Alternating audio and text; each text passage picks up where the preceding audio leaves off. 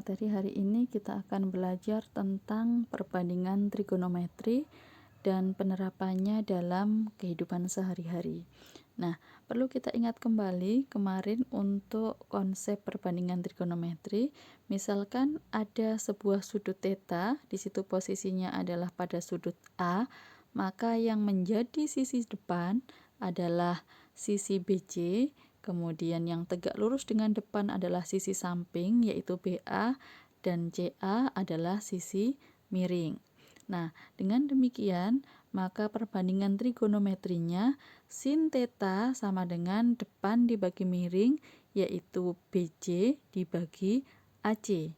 Kemudian, cos theta sama dengan samping dibagi miring, yaitu sisi AB per sisi AC. Dan tan theta sama dengan depan dibagi samping, yaitu sisi BC per sisi BA. Nah, bagaimana jika sudut theta itu berada pada C? Maka yang menjadi sisi depan adalah sisi BA, sisi BC sebagai sisi samping, dan sisi CA adalah sisi miringnya. Dengan demikian, maka sin theta sama dengan depan dibagi miring sama dengan BA per CA, cos theta sama dengan samping dibagi miring sama dengan BC per AC, dan tan theta sama dengan depan dibagi samping sama dengan sisi BA dibagi BC. Nah, untuk memudahkan mengingat, kemarin kita menggunakan istilah sin demi, sin sama dengan depan dibagi miring, cos sama dengan samping dibagi miring, dan tan desa, yaitu tangan sama dengan depan dibagi samping. Semoga lebih mudah untuk memahami tentang perbandingan trigonometrinya. Nah, selanjutnya, anak-anak juga perlu ingat nilai perbandingan trigonometri pada sudut istimewa di kuadran 1 yang beberapa waktu lalu sudah kita pelajari. Sudut istimewa itu kita bagi menjadi 0 derajat, 30 derajat, 45 derajat, 60 derajat, dan 90 derajat.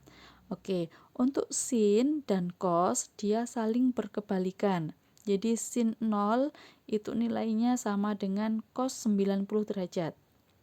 Begitu selanjutnya, sin 30 derajat nilainya sama dengan cos 60 derajat. Jadi berkebalikan. Anak-anak bisa menghafalkan salah satu, kemudian nanti tinggal dibalik saja ya. Sin sama dengan 0, setengah, setengah akar 2, setengah akar 3, 1. Maka cos kebalikannya dari yang besar dulu, 1, setengah akar 3, setengah akar 2, setengah, dan 0. Yang berbeda adalah untuk tan 0 sama dengan 0, tan 30 derajat sama dengan sepertiga akar 3, tan 45 derajat sama dengan 1, tan 60 derajat sama dengan akar 3, dan tan 90 derajat adalah tak hingga. Oke, jadi ini harus anak-anak pahami, harus dimengerti tentang nilainya, karena nanti akan kita terapkan dalam beberapa soal cerita.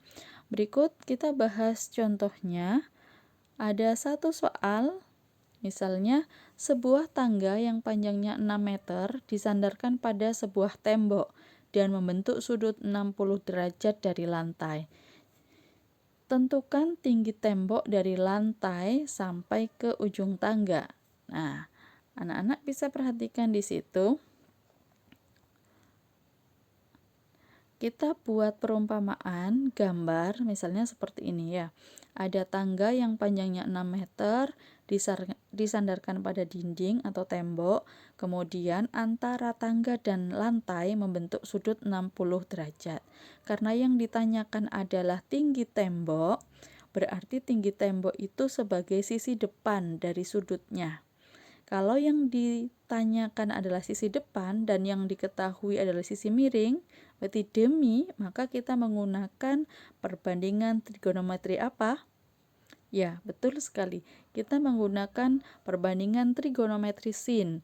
Berarti kita punya sin 60 derajat sama dengan Y. Y adalah tinggi dinding, kita misalkan dengan Y, dibagi 6 meter. Ya, sin demi sin, depannya adalah Y, miringnya adalah 6. Nah, setelah itu dengan perkalian silang kita punya bahwa Y sama dengan sin 60 derajat dikali 6. Ya, dengan perkalian silang. Nah, sin 60 derajat kita punya dari tabel tadi nilainya adalah setengah akar 3. Lalu kita kalikan dengan 6 meter tadi ya. Maka kita punya 6 kali setengah sama dengan 3, akar 3-nya tetap. Y sama dengan 3 akar 3. Jadi dengan demikian tinggi tembok dari lantai sampai ke ujung tangga adalah 3 akar 3 meter. Jawabannya adalah A. Satu contoh lagi ya. Perhatikan. Ibrahim berdiri 8 meter dari sebuah pohon. Ia melihat puncak pohon tersebut sehingga membentuk sudut 45 derajat. Jika tinggi Ibrahim adalah 120 cm, maka tinggi pohon tersebut adalah titik-titik. Nah, sama seperti tadi, mula-mula kita terjemahkan dulu soal cerita itu ke dalam gambar supaya lebih mudah dipahami. Kurang lebih gambarnya seperti ini ya. Jadi Ibrahim tingginya 120 cm, kemudian dari sudut mata Ibrahim, dia melihat ke pohon itu membentuk sudut 45 derajat, jarak antara Ibrahim dan pohon adalah 8 meter. Yang ditanyakan adalah tinggi pohon tersebut. Nah, tinggi pohon itu berarti dari tanah sampai ke ujung pohonnya. Sekarang kita fokus ke segitiga yang dibentuk antara sudut mata Ibrahim dengan pohon, yaitu 45 derajat, 8 meter. Ya.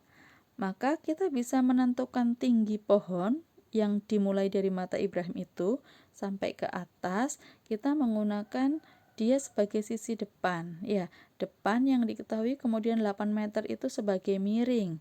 Berarti 8 meter itu sebagai samping ya. Berarti desa, depan samping. Maka perbandingan trigonometri yang kita gunakan adalah tan. Ya. Tan. Kita punya di sini tan 45 derajat sama dengan A. A itu kita misalkan adalah tinggi pohon yang dimulai dari sudut mata Ibrahim, lurus dengan sudut mata Ibrahim. Maka kita punya tan desa, tan adalah depan dibagi samping. Depannya adalah tinggi pohon yang belum kita ketahui, kita misalkan A, kemudian sampingnya adalah 8.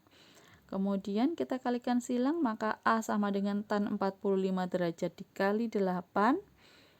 Maka A sama dengan 1 kali 8. 1 diperoleh dari tan 45 derajat tadi di tabel. Nah, dengan demikian maka A atau tinggi pohon dari sudut mata Ibrahim adalah 8 meter.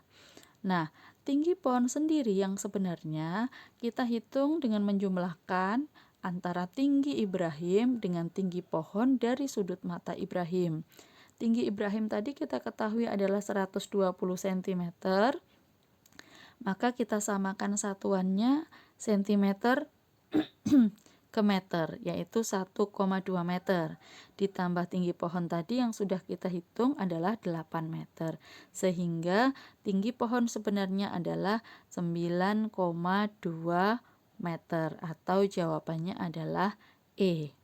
Nah, anak-anak, dari 2 soal tadi semoga bisa membantu memudahkan anak-anak memahami penerapan perbandingan trigonometri dalam permasalahan sehari-hari. Nanti jika ada pertanyaan, anak-anak bisa share di grup WA. Selanjutnya, untuk penugasan, di sini ada 2 soal. Silahkan dikerjakan di buku catatan, bisa sharing di grup. Semoga pembelajaran hari ini bermanfaat. Insya Allah pasti anak-anak bisa mengerjakannya. Selamat menjalankan ibadah puasa. Wassalamualaikum warahmatullahi wabarakatuh.